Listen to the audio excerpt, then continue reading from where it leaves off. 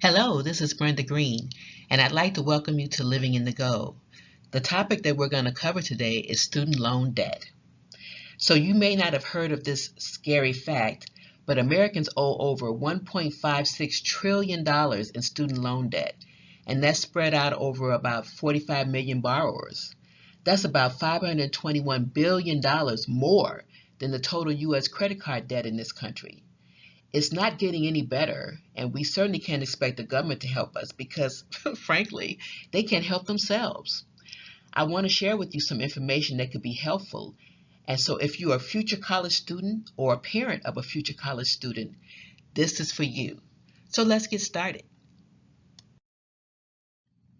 The topics I want to cover are: what is student loan debt? Why is it increasing? Who is most at risk for default? How do we educate ourselves about student loans? And how do we create real solutions? So, student loan debt. Among the class of 2018, 69% of college students took out student loans, and they graduated with an average debt of about $30,000. That includes both private and federal loans. Meanwhile, 14% of their parents took out an average of $35,000 in federal personal or plus loans. First, let's start with the general picture of the student loan landscape. The most recent reports, and I mentioned up front that 1.56 trillion is in U.S. student loan debt.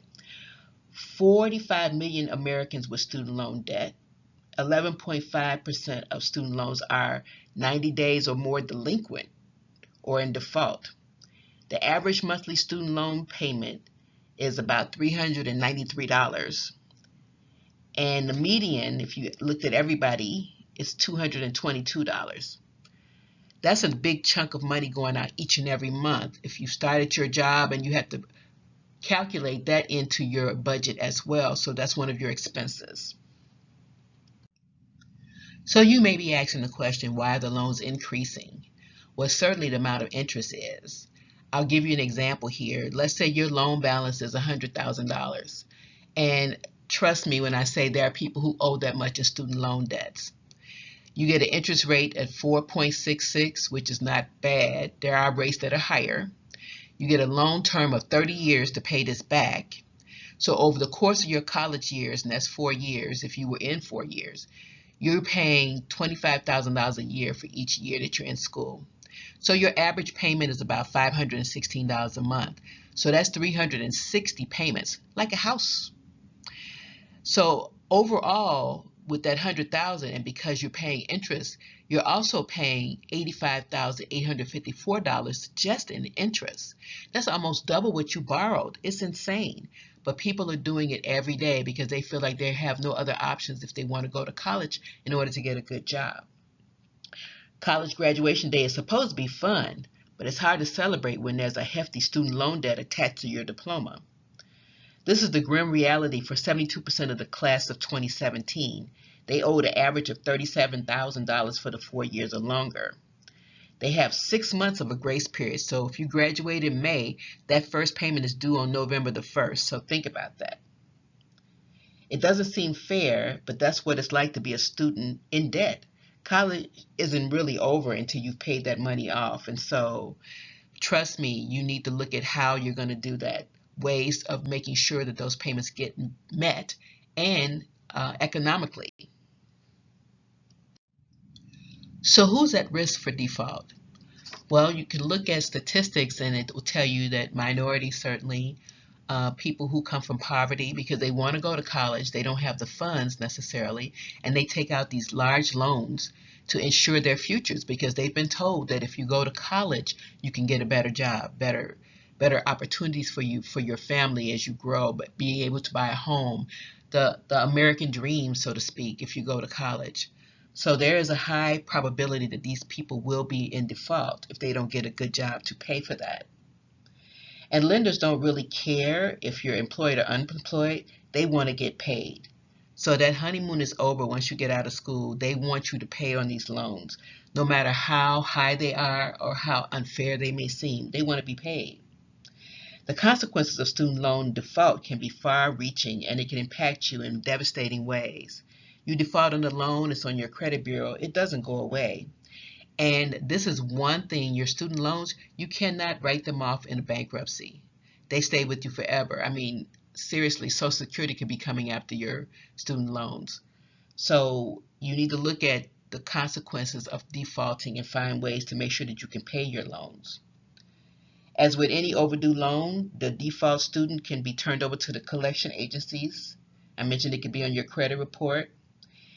Think about if you're going to get a job and to have this on your job. Sometimes employers will look at your credit bureau to make sure that they're hiring a person who has good character. Well, if there are defaults on your credit bureau, they might not look at you and they give the job to someone else. So you want to look at all of those things. Furthermore, your loan will continue to accrue interest. So if you're not paying it, it doesn't go away. It just gets bigger and bigger. So who's at risk? The underemployed, the student who took on too much debt, the student who's in deferment, and the person who keeps going to school. We all know that individual where the 4-year degree turns into the 7-year degree. So they're borrowing more and more money. It could go on and on, but you get the idea with that. So we do need to educate ourselves about student loans. So let's look at a student loan. A student loan is money that you borrow from the federal government or a private organization to pay for college expenses, and you repay it with interest. Hopefully small amounts of interest, but that's where the education comes in. By educating yourself about the different types of college loans, you can make better and smarter decisions when you're borrowing. You could limit the amount of debt that you have once you've earned your degree. Handling student loan debt is a big challenge for anyone. We often don't get the right information and we just make decisions because we want the loan. But you need to research this just like you do anything else. The sad truth is that few students, borrowers understand their options. They don't have a strategy in place to even pay the loans off. They just figure they'll get a good job when they get out. I do know someone who had a degree in philosophy, $80,000 worth of student loan debt. There aren't many jobs out there for a philosophy major, so you need to research and make sure that you're making all the right moves when you're taking this money out. And to help you with some of the options, you can go to the federal government website. They have some resources out there that are available for you to help explain. But again, do your research. Make sure you have a strategy. Make sure you have a financial plan in place to pay that loan back because, again, the grace period is 6 months. At the end of the 6 months, they are expecting payments. You also need to think about the fact that the student loan program right now is a moving target. There are rules and regulations being put in place through Congress right now that are not helpful to students. So we need to have the strategies. We need to have a better plan for ourselves. Again, the government's not going to help you. You got to figure it out for yourself. You don't want to pay somebody necessarily to manage your debt, but you do need to be willing to roll up your sleeves and figure it out and come up with a strategy of your own. Now, solutions. Fortunately, we have a lot of great options for paying off student loans faster. Before you borrow, you need to exhaust all the scholarship programs and grants. So when you're going to school, apply for everything. There are no stupid scholarships. I mean, there are weird ones. There are scholarships for left-handed people, I kid you not. So you want to look at all the options, see what's out there to get money before you go. Make sure you get those grants. Again, those are things you don't have to pay back. If your parents have saved for you, if there's a 529 for you out there, make sure you get that money. Make sure you work through high school. I did, to get that money saved up to at least to buy books and anything else that you need. And when you start paying it back, you want to pay more than the minimum payment if you can. So if your payment is $300 a month, pay $320. It may seem small or insignificant, but you're tackling that principle, just like on any other loan, and it'll be paid off faster. You also want to consolidate or refinance your student loan. So if your interest rate is too high and you can find another option, for a different type of interest rate, a different type of loan that will be better for you, that you can manage a little bit better, then do that. Make some lump payments. If you are working and you get a bonus, throw that on your student loan. Because again, student loans are forever. They don't go anywhere. So you want to get rid of those as quickly as you can. There are also jobs that you can take that make you eligible for loan forgiveness programs. Sometimes there are jobs for service or teaching in specific types of areas. So look into that as well, because those are ways to get your loans paid off quicker with those forgiveness plans. Now, I'm going to say something here that may seem a little controversial, but everyone is not meant for college. They may have a passion to work with their hands, and that's okay. So they might want to go into a trade. So parents, you need to talk to your children and find out what they really want. They may be going to college because they think that's what they should do. It may not be what they want to do, but if it's been drummed into their heads by you that that's the only way to be successful, then find out what they really want. Because trust me when I say there are jobs out there where people can make a lot of money and don't have a college degree. Plumbers, electricians, you name it. So talk with your children. I know in Germany they have what's called a two-track system. When kids get ready to graduate from high school, they make a determination. Either they're going to go to college or they're going to go down the trade track.